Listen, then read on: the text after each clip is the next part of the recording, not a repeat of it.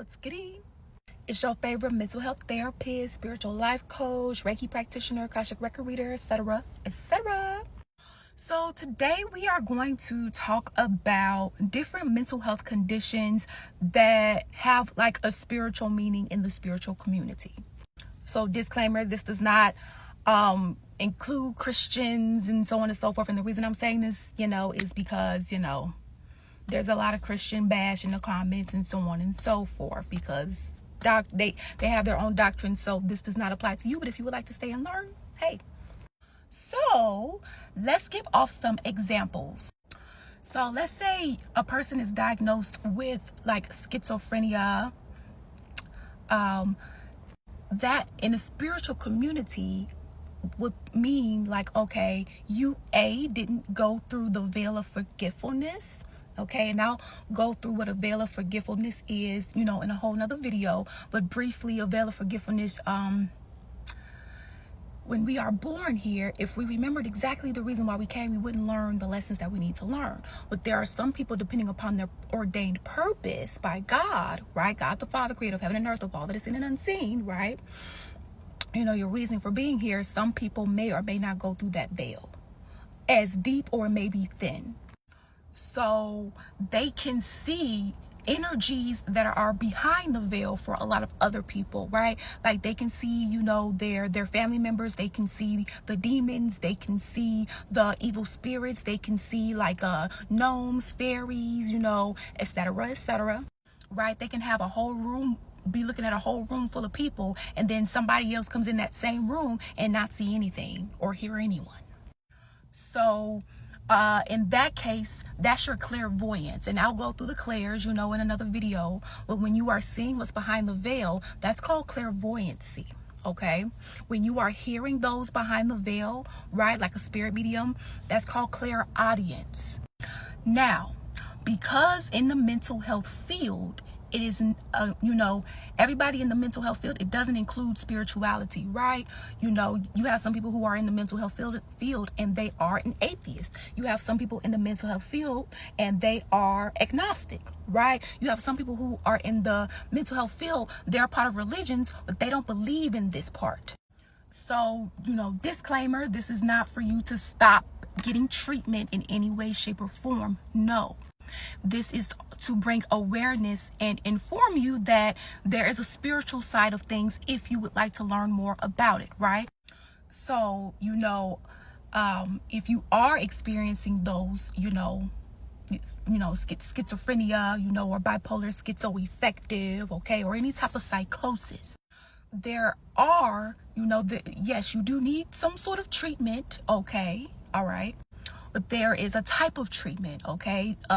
We call those alternative healing methods, okay? Now, don't get it twisted, because I can hear the questions now. Well, what about those people who, they hear evil things? Okay, well, those are demons. Those are negative entity attachments, okay, telling you to go do things you shouldn't be doing. Well, what about all the delusions? What about the hallucinations of things that really aren't there? Those are demonic attachments. And yes, they can make you see things that are not there because they're trying to distort your visual. You see, some people are more sensitive to the unseen realm, i.e. the spiritual realm, more than others. And again, if you are working with a mental health practitioner and or a doctor, doctorate, and they don't have this knowledge, about spirituality and connecting the two, they won't be able to tell you this. They're going to keep giving you what they've been giving you. So, those who have psychosis, you could be seeing people's grandparents, your own grandparents. You could be seeing, angels, right? And so on and so forth. I mean, hey, Moses talked to God through the burning bush, right? People could easily say that, oh, he has some sort of psychosis. But no, because he's in the Bible and because he's a biblical figure, they don't question that. However, he would fit the criteria of some of those who have been diagnosed with a psychosis, okay? So what can you do? Well, you still need a therapist, right? You still, and whatever else you may need, right? Psychodynamic, person-centered, CBT, DBT, okay? Go through different attachment styles, all right? So on and so forth. You still need a treatment plan that is tailored to you and everything that you are going through. And it can help if you have a mental health therapist who is not just a mental health therapist, right? A licensed professional counselor, but they also have a background in spirituality where there can be some sort of integration. So when you are taking some sort of medication, okay, and I have I have to upgrade, but I've taken the CEU. At the time it was called Certified Integrative Mental Health Medicine Provider. It tongue twister. Where basically we are learning about different herbs that can help with different mental health conditions in place of those heavy man-made medications. In fact, when I get a chance, and I believe I should have the seminar, Dr. Lisa Korn, she led the seminar. I believe I should still have the presentation where in one of the presentation, they said there is not one herb that can't replace a man-made pill, basically, for lack of better words. So yes, mental health therapist, treatment plan that's tailored to the client, okay, and some sort of medicinal, of course, but on the holistic side. Now, it's only so much a mental health therapist can do. A person that has entity attachments, they need a clearing. And I went to school for this, and I didn't learn how to do this in school. Not becoming a mental health practitioner, becoming a metaphysical practitioner, yes, but not a mental health practitioner. So for example, if you can get a Reiki clearing that can help, remove certain attachments and so on and so forth. You can also get an Akashic record clearing. You go in Akashic records, remove imprints, remove hooks, close portals where entities come in and out and they try to attach themselves, and so on and so forth. Oh, yes, it's a whole thing.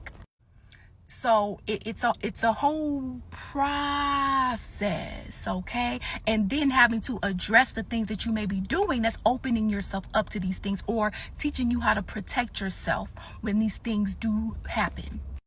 Again, this is disclaimer. This is not telling you to get off your meds. This is not telling you to, ditch your mental health practitioner. This is to provide additional information from research that I have done, from classes that I have taken, and so on and so forth, on the mental health side of things and on the spirituality side of things, okay? For I am also clairvoyant, clairaudient, clairsentient, claircognizant, clairalliance, clairgustance. And yes, all of these clairs you can look up. However, I have also done the research for you so that you don't have to. So if you want to wait on me to do a video for it, go ahead. But if you don't want to wait, or in the midst of waiting, you can definitely look them up and look up what each one, is. But just remember, everybody doesn't believe in this, and that's okay. Free will. But that doesn't mean that people who do believe in this can't learn more about this information so that they can make a decisive decision for themselves. That's holistic. If you would like to book a personal reading, okay, or a coaching session, whatever your needs are, or Reiki, whatever the case may be, feel free to do so. DonJuanSpiritualGuidance.com, that's the website. You can also find Don Juan Spiritual Guidance on YouTube, Facebook, TikTok, all right. Billy Goat's Prophetic Vessel, that's our chosen one in Capricorn channel as well on YouTube, okay. So thank you all for your love and support here. Peace out. Deuces.